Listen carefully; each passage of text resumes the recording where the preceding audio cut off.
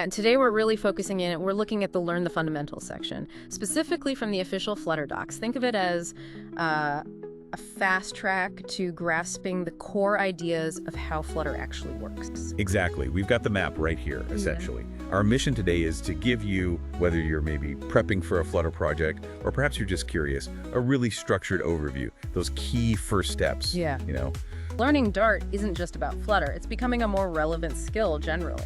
Dart is the programming language behind Flutter.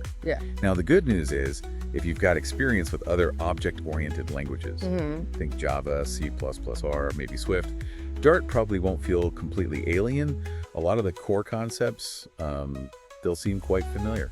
A Flutter app is just built out of these widgets. Widgets are the absolute core building blocks for your UI.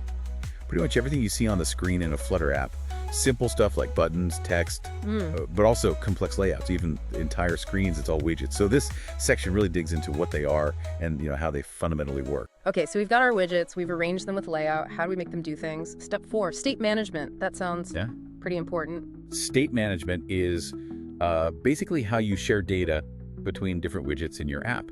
And crucially, how you tell parts of your app when some data is changed so they can update themselves.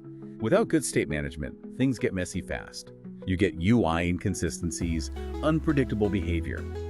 So, if I tap a button to like something, state management is what makes the little heart icon fill in and maybe updates a counter somewhere else. MVVM pattern. Model view model, which is a pretty well-respected way to structure your app and handle state.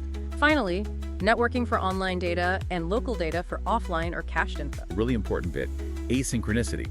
Basically, making network requests happen in the background. So your app doesn't just freeze up while it's waiting for data.